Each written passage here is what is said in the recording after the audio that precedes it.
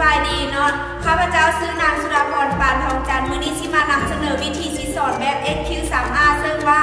วิธีสิสอนแบบ SQ3R ของพวกเราจะมี 5 ขั้นตอนเนาะซึ่งว่าเราจะไปติดตามการสอนแบบ SQ3R เลยวิธีสอนแบบการจัดการเรียนรู้แบบ SQ3R การจัดการเรียนรู้แบบ SQ3R เป็นขบวนการเรียนรู้ที่มุ่งเน้นการเปลี่ยนหัวข้อให้เป็นประโยคคำถามโดยการฝึกให้ผู้เรียนกวาดสายตาหาหัวข้อเรื่องแล้วเปลี่ยนหัวข้อเป็นคำถามสอนและฝึกให้ผู้เรียนบันทึกสิ่งที่ได้จากการอ่านเมื่ออ่านจบประโยคและฝึกให้ผู้เรียนทบทวนโดยการตรวจสอบบันทึกที่เขียนไว้รูปแบบนี้พัฒนาขึ้นเมื่อใช้ในการสอนการอ่าน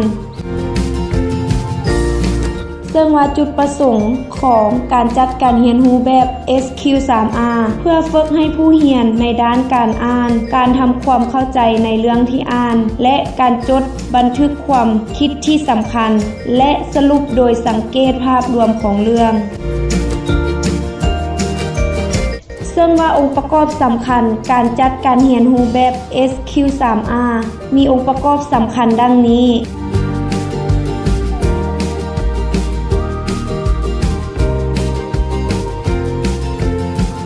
ขั้นตอนการจัดการเรียนรู้แบบ SQ3R ประกอบมี 5 ขั้นตอน 1. ขั้น Survey หรือขั้นสำรวจ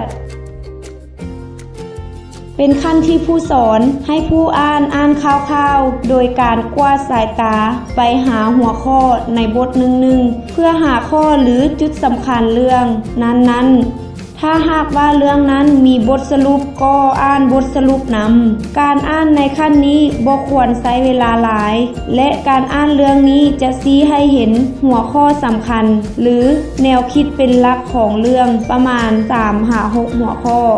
ขั้นตอนที่ 2 เป็นขั้นตอน Question หรือขั้นตอนคำถาม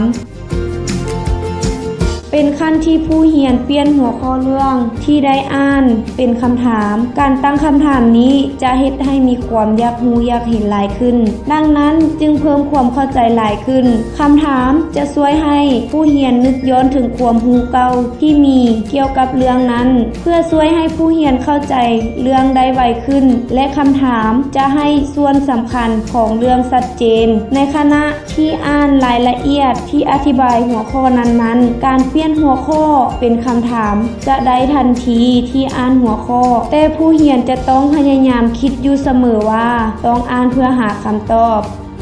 ขั้นตอนที่ 3 เป็นขั้นอ่าน read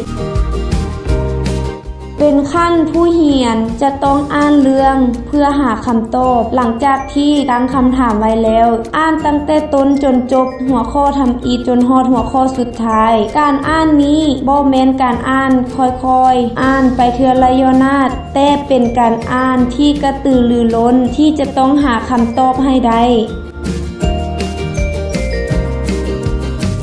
ขั้นตอนที่ 4 ขั้นรีไซน์หรือเป็นขั้นที่ให้ผู้เรียนจื้อจำเมื่อผู้เรียนอ่านจบตอนที่ 1แล้วให้ผู้เรียนพยายามตอบคำถามโดยย่อๆใช้สำนวนภาษาของตนเองเพื่อหาคำตอบและตอบคำถามนั้นให้ได้แต่ถ้าว่าตอบคำถามบ่ได้ให้ย้อนกลับไปอ่านเรื่องใหม่อย่างคร่าวๆวิธีการบรรยายฮอดสิ่งที่อ่านไปแล้วดีที่สุดคือการจดบันทึกวลีที่สำคัญในรูปของโครงเรื่องอย่างสั้นๆการจดบันทึกเฮ็ดให้ต้องการใช้กล้ามเนื้อสายตาและต้องคิดโดยใช้ภาษาในการจินตนาการการใช้ประสาทรับรู้ยิ่งหลายก็ยิ่งเฮ็ดให้จื้อจำได้ดี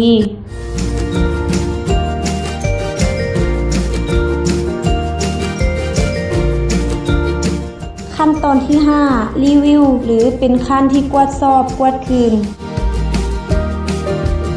เมื่ออ่านจนจบบทเรียนแล้วให้ผู้เรียนกวดเบิ่งบันทึกที่จดไว้ให้เบิ่งเห็นภาพรวมของจุดสำคัญและความสัมพันธ์ของจุดสำคัญเหล่านั้นและกวดสอบคืนโดยการพยายามนึกถึงจุดสำคัญของเรื่องโดยบ่ต้องเบิ่งปึ้มบันทึก ข